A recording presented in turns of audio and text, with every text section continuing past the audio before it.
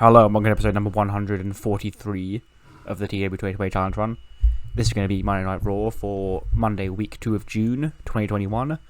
And we very much remain on the road to Bad Blood. A very stacked show here tonight. 2 championship matches, a number 1 contender's main event, and Keith Lee makes a decision on his challenger for Bad Blood, so a lot of wheels will be put into motion after tonight's show. Without any further ado, let's jump straight into the show.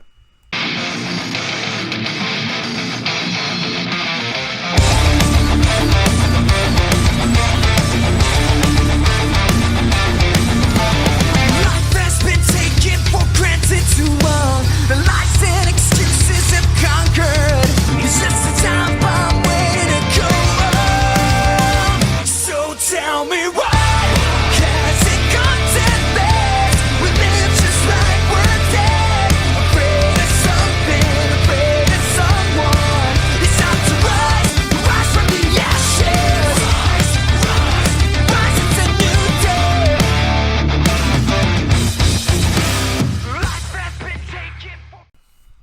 The show opens with John Morrison already in the ring, and because the IC title match is going to start the show, and he's already in the ring like, priest, I need to talk to you real quick before you come out here.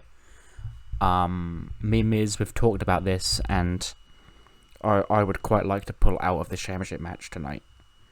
I realised that last week I was being a bit over my head, and that I accepted stuff on Miz's behalf, and that now I feel like I shouldn't be getting this championship match, it should be going to The Miz, so I would like to not participate. And Priest is like, no, you accepted this is happening, Morrison, whether you like it or not, and you better get prepared, because that match is right now, and I'm going to beat you, I'm going to keep my championship and get you and Miz out of my hair.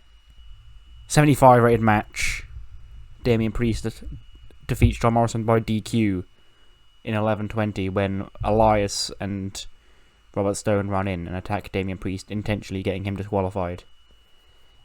And Damian Priest makes defense number 1 of the IC title. Morrison sort of smiles when they all run in, as if this was some sort of grand plan. Both men getting 81. And yeah, advances the IC title storyline. They've got great chemistry. Maybe if I didn't do a DQ finish, it would have got better. 76 rated segment. Damian Priest is being attacked by all 3 members of the A-list, and they're like, see, we got you now, punk. And Elias twats him with his guitar and stuff like that. Just leaves Damian Priest laying. And then the 3 men walk out as the boos echo around the arena. They've left the IC champion laying. They seem to have some sort of grand strategy. Backstage, we see a recap of Keith Lee on Talking Smack talking about how he's going to pick his challenger for Bad Blood tonight. And then we cut to him walking through backstage when he bumps into Mr. Money in the Bank, Oney Lorcan. And they share a couple of words. He's like, it doesn't matter, Keith.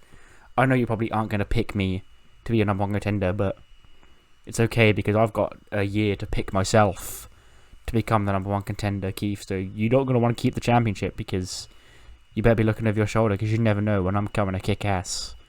And Keith laughs like I wouldn't have it any other way, Oney.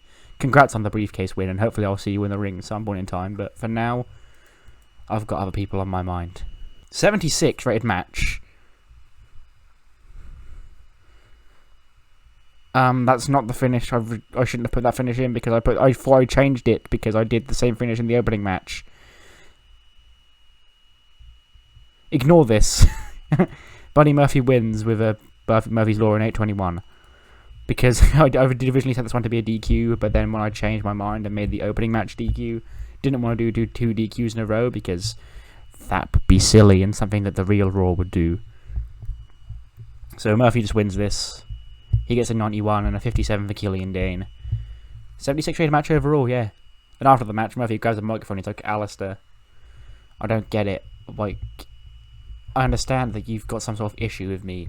Alexa's got some sort of issue with me, but all I was doing was my job. Like, if it wasn't for me, Alexa would still be a little sugar plum fairy, throwing glitter around and blowing kisses to people in the front row.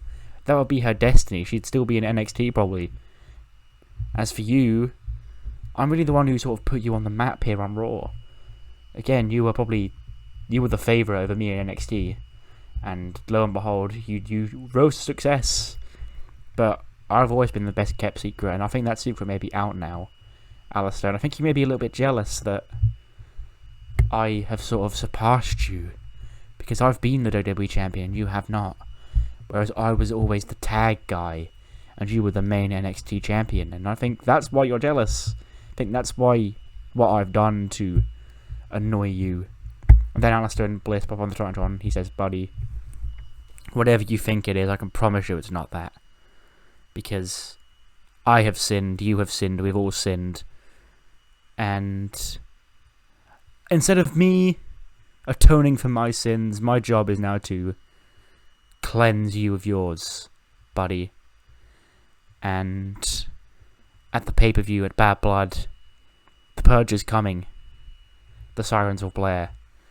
And you will be absolved of all your wrongdoings. And it'll all be because of me and your old friend Bliss. We then get it will go to commercial. We come back from commercial and we've got a recap of the opening segment. The A-lister with Charlie.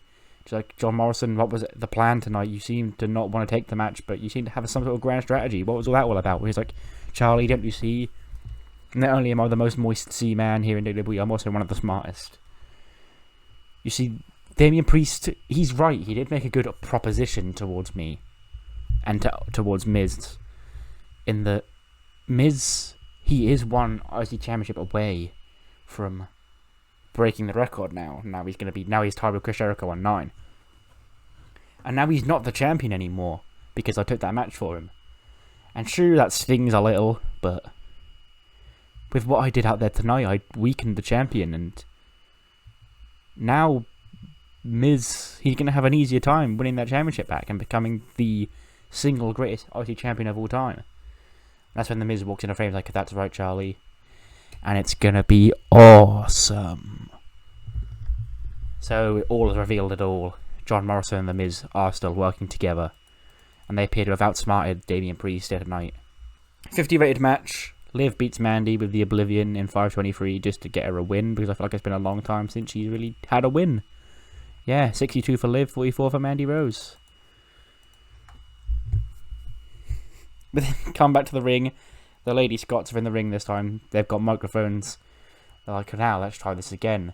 Hopefully this week we can say what we like without those J-Flow girls interrupting our microphone, because we've got a match. I've got a match with Mina up next, so they've probably got more important things to care about than messing with my microphone and making us play their stupid music. But like I said, Paige brought us here to Raw, and we thank her for putting the spotlight on us, but like we said, we are studying under a true women's star, not somebody that got left behind before the revolution even started. And as you can see with this new mentality and this new training, we're already the women's tag team champions. I mean, we could never accomplish under Paige. And now you're going to watch me beat the crap out of Mina, of J-Flow. And then they come out and do their performance, joined by another J-Flow superfan this week. It's not Julia this time, it's Kiona. She's dressed head to toe in J-Flow merchandise, dancing to their song, being like a superfan. Then a 64 rated match is actually really fucking good.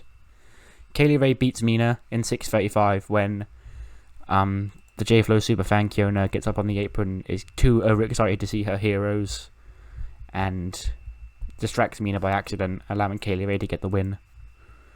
59 for Kaylee Ray, 57 for Mina. Not too bad. We then get the Vega Mafia backstage just bickering with each other. Specifically Escobar and Scott. They're like, you're not pulling your weight around here. No, you're not pulling your weight around here. And she's like, enough, boys. I hate to say it, but neither of you are pulling your weight around here right now. You both lost to Buddy Murphy. And quite frankly, we don't do we're losers here. And whatever it is you two have got going on, you need to sort it out. Because we here in the Vega Mafia, we don't fight. We are a unit. And we help everybody. So, if you think you've got something to say, something to prove, go and prove it.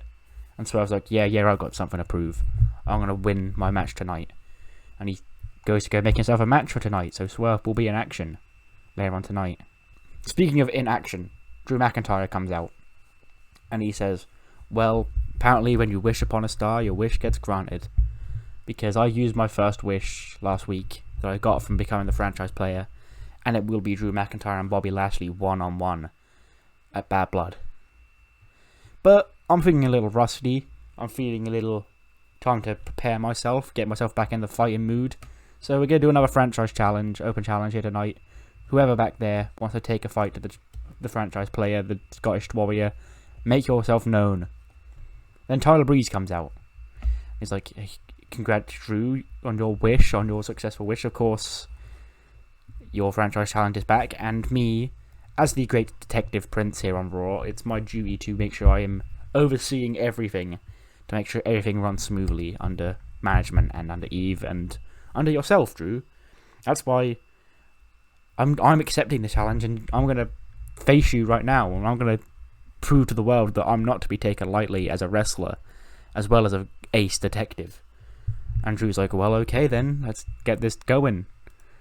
Drew and Breeze get an 80. Drew McIntyre beats Breeze in 9:26 with a Claymore.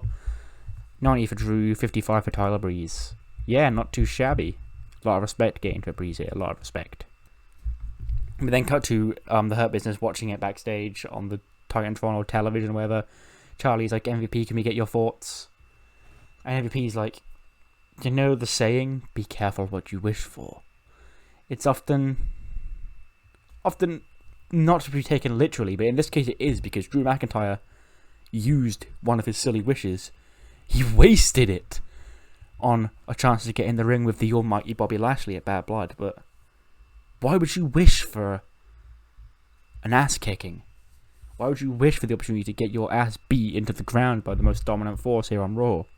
Because that's what Drew McIntyre did. There's a reason why we haven't wrestled Drew McIntyre one-on-one. That's because as the franchise player of Raw, it would be detrimental to the show to see him get his ass beat by Bobby Lashley. But now we've been left with no choice. So Drew, we'll see you at Bad Blood, one-on-one, the almighty Bobby Lashley against Drew McIntyre. And he's going to put you down. He's going to prove that he should have been the franchise player here on Raw, and that he is the most dominant force here on Raw, the most legitimate athlete, and the almighty top star in WWE. Garza and Raquel are just chilling backstage, like doing whatever they do, just with roses, maybe listening to like more Bad Bunny. When Charlotte walks in, and she's like, "Look at you," and Garza's like, "What?"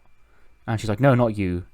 She points at Raquel. She's like, "You're supposed to be the all-encompassing, this Amazon goddess woman.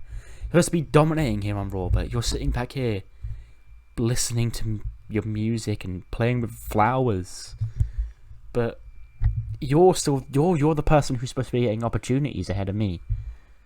Like Eve, she's not letting me get my title opportunities that I've earned, but she's still got time for you and your little boyfriend every week."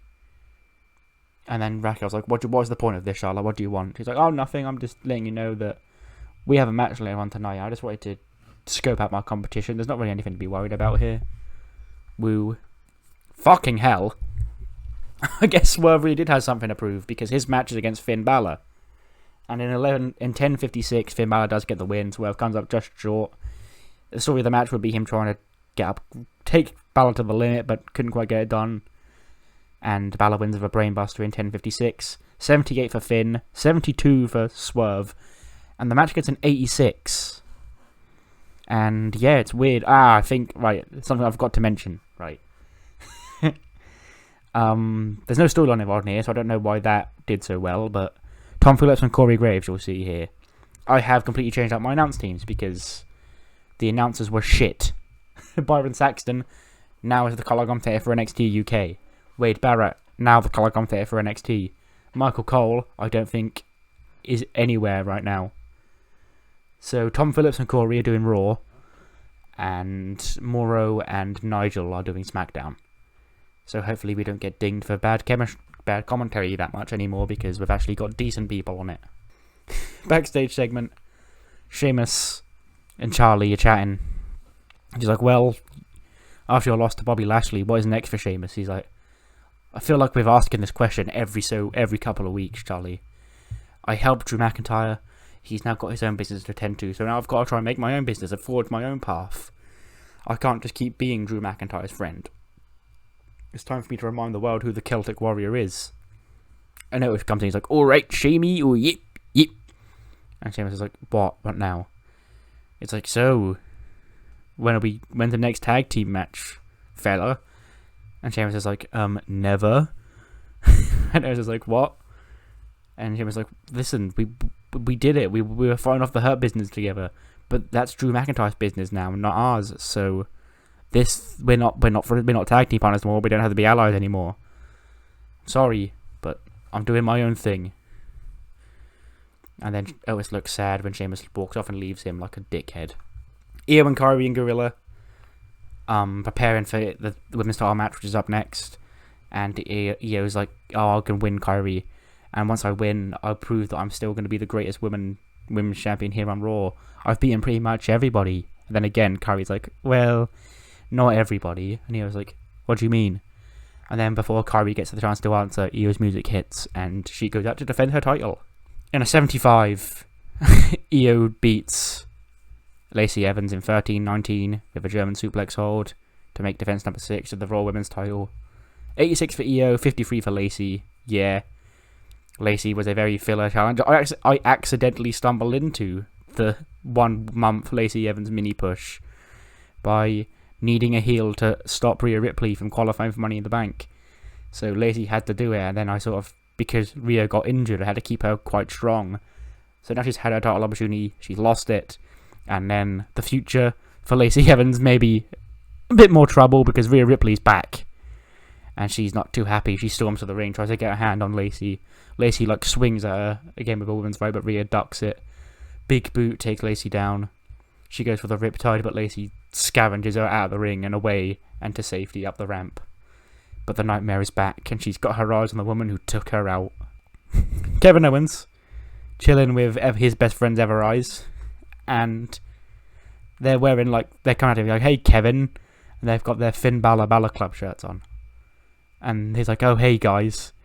And then they've got their Evereyes mugs. They offer him a cup of tea. Then he sees the shirt. It's like, well, what are you wearing? And he's like, oh, it's Finn Balor's new shirt from WWE.com. Wink at the camera. And then he's like, okay, I see that, but why are you wearing it? And then he's like, well, Finn was your friend, so he's our friend too. And then it's like, okay, right, let me get this straight. Me and Finn, we are friends. Me and Finn go way back, but did you not hear what he said about me last week?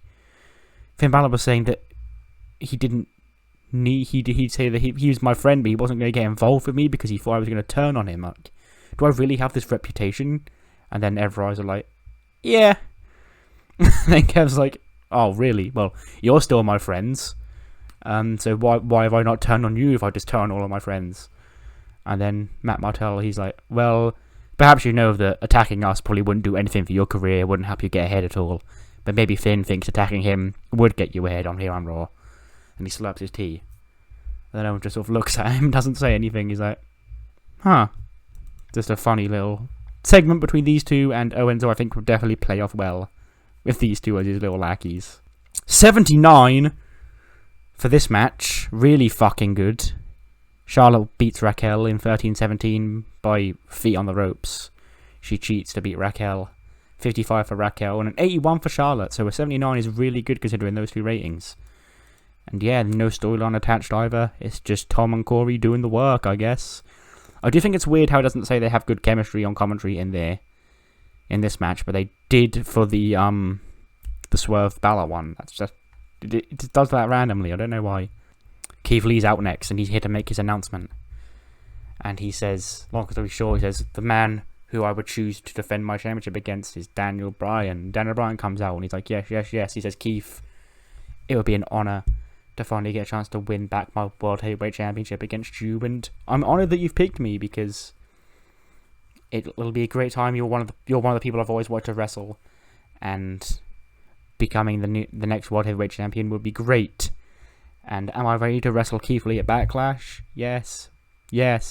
Well, actually, no, because it's Bad Blood, Daniel, but that's what. Ignore me. Am I ready to wrestle Keith Lee at Bad Blood? Yes. Apollo comes out. He's like, this is bull crap, right?